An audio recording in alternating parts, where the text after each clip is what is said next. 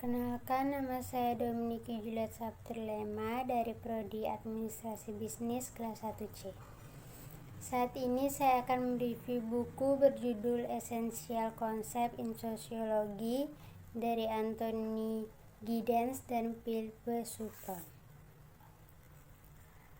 Studi bahasa dan komunikasi difokuskan terutama pada aspek teknis seperti peran tata bahasa dan aturan tata bahasa untuk membangun makna.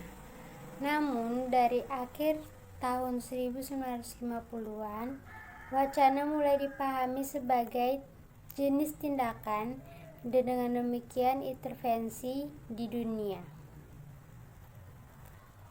Teori wacana yang paling berpengaruh dari Michael Foucault yang mempelajari sejarah penyakit mental, kejahatan, sistem permasyarakat, dan institusi medis. Foucault berpendapat bahwa berbagai wacana menciptakan kerangka kerja yang menyusun kehidupan sosial melalui mana kekuasaan itu dijalankan. Dengan cara ini, kerangka kerja diskursif beroperasi seperti paradigma, menetapkan batasan pada apa yang dapat dikatakan dengan bijaksana tentang subjek tertentu serta bagaimana hal itu dapat dikatakan. Konsep wacana Foucault bahkan lebih jauh lagi, membuat wacana dan praktik diskursif menjadi pusat studi kekuasaan. Dia berargumen bahwa pengetahuan kekuasaan berhubungan erat daripada ditentang. Gagasan masyarakat manusia di seluruh dunia dapat ditelusuri kembali ke diskusi tentang prospek kemanusiaan secara keseluruhan selama pencerahan abad ke-18.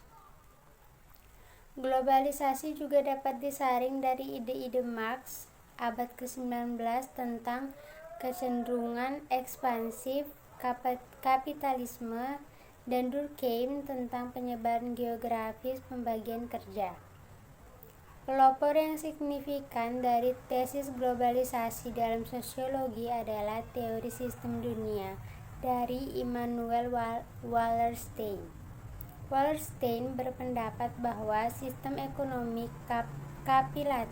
kapitalis beroperasi pada tingkat transnasional, yang merupakan sistem dunia dengan inti negara-negara yang relatif kaya, pinggiran masyarakat termiskin, dan semi-pinggiran terjepit di antaranya. Kata modern dapat digunakan untuk merujuk pada segala sesuatu yang kontemporer, dengan kontras antara kuno dan modern menjadi lebih umum di Eropa pada akhir abad ke-16. Periode modernitas mengikuti feodalisme Eropa dan merupakan payung bagi semua aspek khas masyarakat pasca feodal. Ini termasuk industrial kapitalisme, urbanisasi, dan urbanisme sebagai cara hidup, sekularisasi, pembentukan dan perluasan demokrasi, penerapan ilmu pengetahuan untuk metode produksi, dan gerakan luas menuju kesetaraan di semua bidang kehidupan. Modernitas juga melembagakan peningkatan pemikiran dan tindakan rasional yang dicirikan oleh sikap fakta yang tidak emosional, sangat kontras dengan orientasi emosional dan agama sebelumnya kepada dunia. Kota adalah jenis pemukiman masyarakat yang besar. Seringkali pusat kekuasaan dalam kaitannya dengan daerah terpencil dan pemukiman yang lebih kecil. Pada saat itu, proses urbanisasi mengarah pada pertumbuhan penduduk yang sangat pesat dan kepadatan yang semakin meningkat, yang bagi banyak orang seolah-olah menandai babak baru peradaban. Munculnya urbanisasi modern menandai bentuk baru dari eksistensi manusia. Banyak kontak antara penduduk kota yang bersifat sementara dan parsial. Mereka adalah sarana untuk mencapai tujuan, bukan hubungan yang memuaskan dalam diri mereka sendiri. Wirt menyebut mereka kontak sekunder, dibandingkan dengan kontak utama dari hubungan keluarga dan komunitas yang kuat. Misalnya, interaksi dengan tenaga penjual di toko, kasir di bank, atau pengumpul tiket di kereta api. Terjadi perjumpaan yang dikatakan bukan untuk kepentingan mereka sendiri, seperti dalam hubungan komunal, tetapi hanya sebagai sarana untuk tujuan lain. Urbanisme adalah cara hidup yang sangat mobile, dengan orang-orang yang berpindah-pindah untuk bekerja dan bepergian, yang menciptakan ikatan sosial yang lebih lemah. Ekonomi politik abad ke-18 membahas pasar, pertukaran, harga, dan produksi barang. Sementara Adam Smith berpendapat bahwa tatanan sosial dan keseimbangan ekonomi tertentu diproduksi seolah-olah oleh tangan tersembunyi dari pertukaran bebas di pasar. Bagi Marx, kapitalisme adalah sistem ekonomi eksploitatif yang didasarkan pada produksi barang untuk ditukar di pasar guna menghasilkan keuntungan bagi kelas bourgeois atau kapitalis. Dalam teori Marxis, kapitalisme adalah tahap akhir dari perkembangan sosial sebelum komunisme, yang pada akhirnya akan mengakhiri masyarakat kelas yang sangat tidak setara yang mendahuluinya.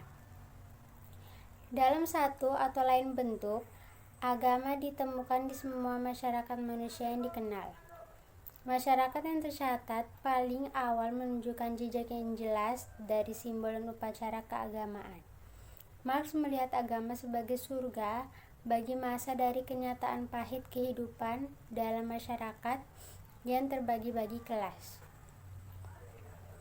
Hal ini karena agama menjanjikan kebahagiaan dan pahala di akhirat, tetapi mengajarkan penerimaan pasrah terhadap eksploitasi di dunia nyata.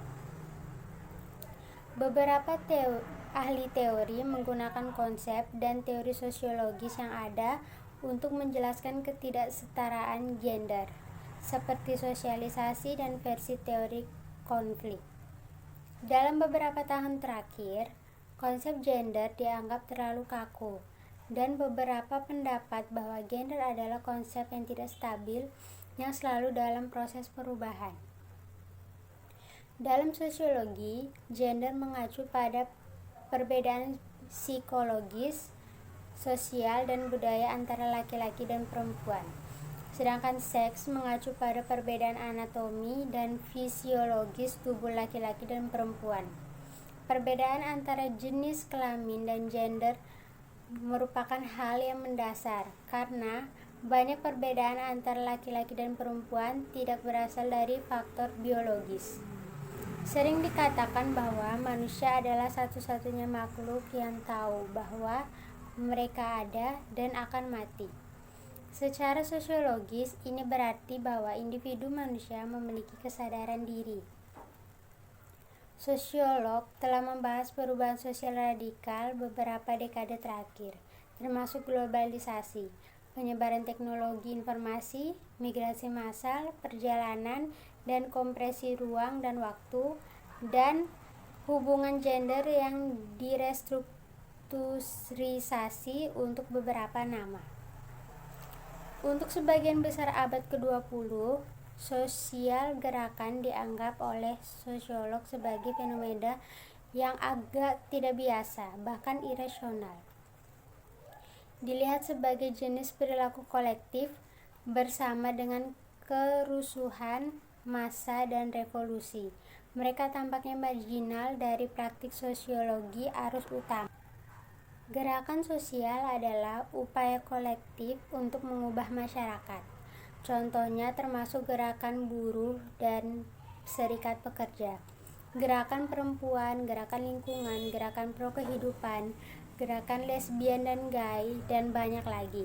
Gerakan sosial bisa dibilang merupakan bentuk aksi kolektif yang paling kuat dan kampanye yang terorganisir dengan baik dan gigih dapat mencapai hasil yang dramatis. Sekian review buku dari saya. Saya minta maaf jika ada salah-salah kata, akhir kata. Saya ucapkan terima kasih.